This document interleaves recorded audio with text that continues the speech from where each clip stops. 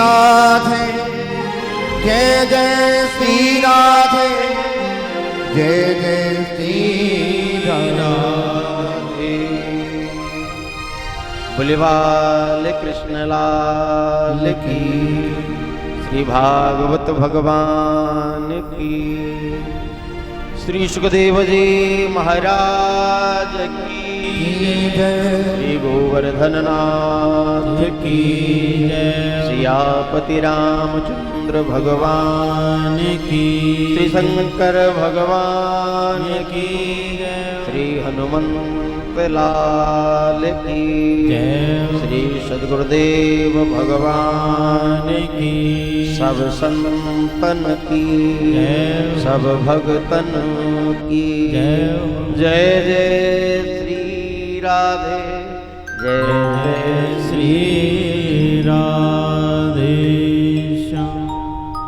परम मंगल में परात्पर अखिलेश्वर, अकारण करुणा वरुणालय भक्त वांछा कल्पतरो, श्री तड़तुत वृंद दिव्यतांबरधारी आनंद कंद परमानंद, मेरे श्री बाल कृष्ण प्रभु की वांगमी प्रतिमूर्ति, श्रीमद् भागवत महापुराण भक्त ज्ञान गोविंद कृपा भगवत कृपा से आज इस भक्त ज्ञान वैराग्य की पावन त्रिवेणी का तृतीय दिवस प्रभु चरणों में नमन करते हुए वंदन करते हुए आज की मधुर पावन वेला संत चरणों में वंदन करते हुए प्रारंभ करें। बड़ी सुंदर बात संतों ने गाई है। बाबा तुलसी ने एक बात कही, मनुष्य जीवन को सत्संग की आवश्यकता क्यों है। इस मानव जीवन में बिना सत्संग के जीव का मार्गदर्शन नहीं हो सकता, और सत्संग एक ऐसा विषय है इसमें जो आकर के बैठे, जरूरी नहीं कि ज्ञानी समझदार के श्रवण से ही उसका कल्याण होगा, इसमें तो मूर्ख लोगों का भी उद्धार हो जाता है। अनजान अज्ञानी भी आकर के बैठ जाएं वो भी तर जाते हैं। कि राम कथा ताकर दृढ़ नावा, भगवान की कथा एक नाव की तरह है, और इस नाव में जो बैठे वही पार हो जाता है, चाहे वो ज्ञानी हो चाहे मूर्ख हो। बाबा ने बात कही कि सठ सुधे रही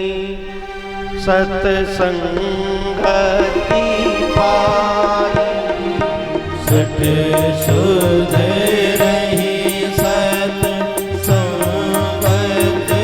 पाई, सठ सुधे रही सत्संगति पाई, सठ सुधे रही सत्संगति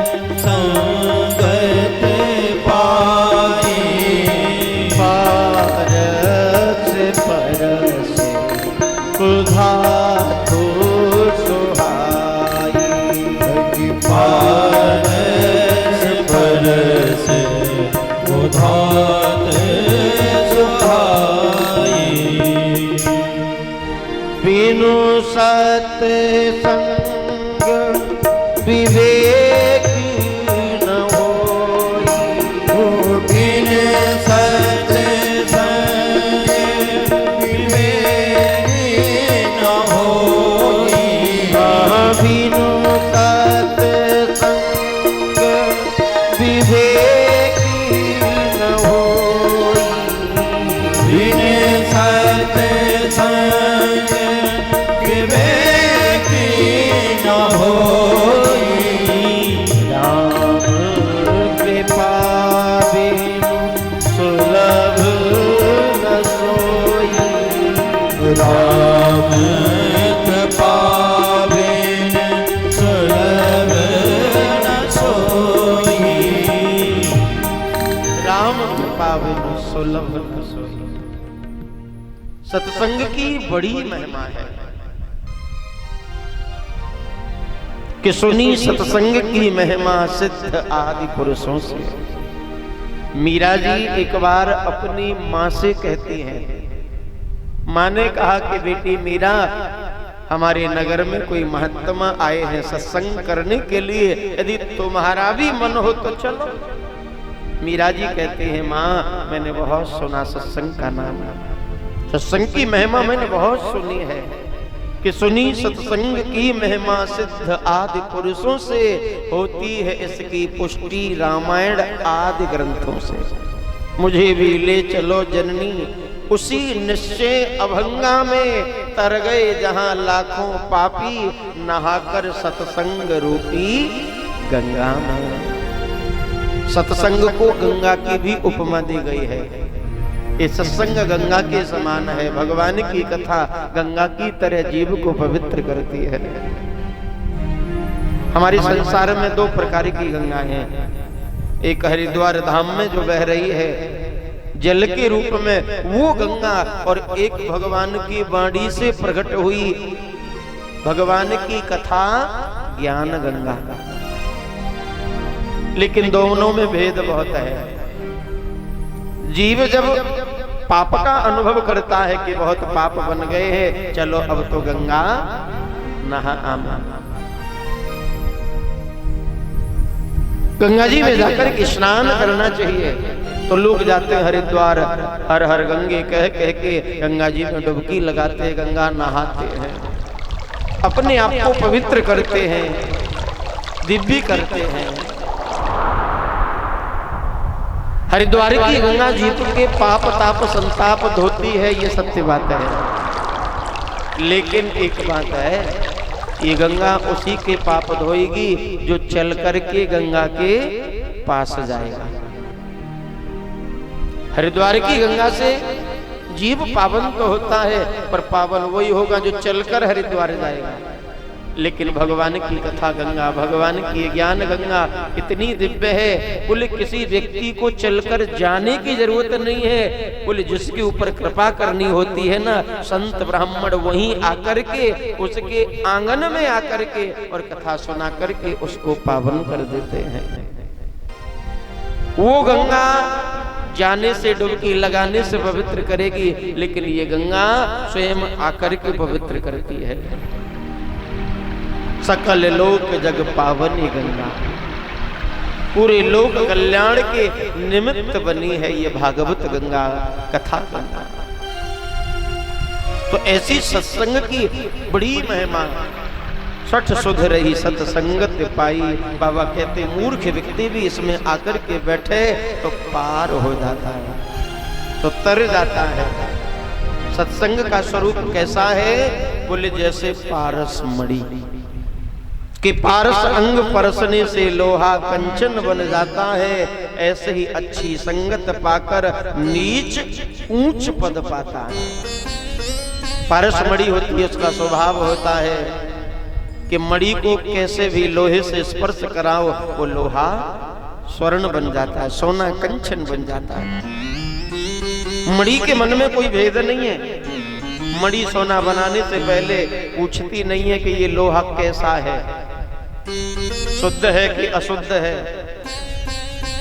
क्योंकि लोहा कई तरह का है। एक मंदिर के अंदर घंटी बनकर के लटका हुआ है और एक कसाई के हाथ में तलवार बनकर के रखा हुआ है। पर मणि को चाहे मंदिर की घंटी से छुपाओ उसको भी सोना बनाएगी, चाहे कसाई की तलवार से छुपाओ उसको भी मणि सोना ही बनाएगी। उसी प्रकार संतों की वाणी में, भगवान की इन शास्त्रों में भी भेद नहीं है, सत्संग में भेद नहीं है। चाहे ज्ञानी आकर के बैठो, चाहे मूर्ख बैठो, ये कथा सबके लिए समान होती है, सबके लिए बराबर होती है। कि जैसे एक गंदा नाला गंगा में गिर जाता है और गंगा में गिर करके नाला गंगा जल बन जाता है, कोई भेद नहीं है। किसी नाले की बगल से हम निकले तो बदबू आती है, निकला नहीं जाता, मुंह ढकना पड़ता है। लेकिन वही नाला गंगा जी में जाकर के मिल जाए तो हम फिर उसी पानी से हर हर गंगे कह कह के नहाते हैं। वो नाला जब तक नाले में है तब तक अपवित्र है, पर गंगा में मिलने के बाद वो भी गंगा ही बन जाता है। ऐसे सत्संग में आने के बाद हर प्राणी वैष्णव बन जाता है, भगवान का भक्त बन जाता है। बस शर्त एक है, भगवान की कथा ध्यान से सुनो, मन लगा करके भगवान की कथा सुननी चाहिए। ऐसा नहीं हो कि कथा में तन बैठा है और मन व्यापार में घूम रहा है, दुकानदारी में घूम रहा है, कि हम काम काज छोड़ करके दिल्ली से आ गए, फलानी जगह से आ गए।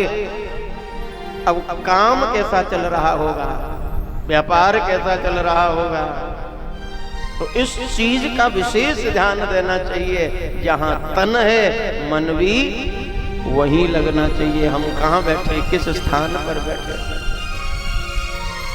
एक जगह कथा हो रही थी, ध्यान देना। एक व्यापारी ने मन बनाया कि रोज रोज तो समय मिलेगा नहीं, चलो एक दिन कथा सुन करके आमीन। अब वो एक दिन दुकान बंद करके कथा सुनने के लिए आ गया, और बड़ी भीड़ थी, बीच में भीड़ में लोगों के बीच में वो भी बैठ गया। थोड़ी देर में नींद आ गई, और जैसे नींद आई तो बुद्धि, उसका दिमाग, जो मन है वो पहुंच गया दुकान में। बैठा कथा में है लेकिन ध्यान दुकान पे पहुंच गया। और उसने ध्यान में क्या देखा कि एक ग्राहक आया। कोई ग्राहक आया, ग्राहक ने पूछा, हाँ भाई ये वाला कपड़ा क्या भाव दिया है? बोले 5 रुपए मीटर। बोले नहीं, महंगा है।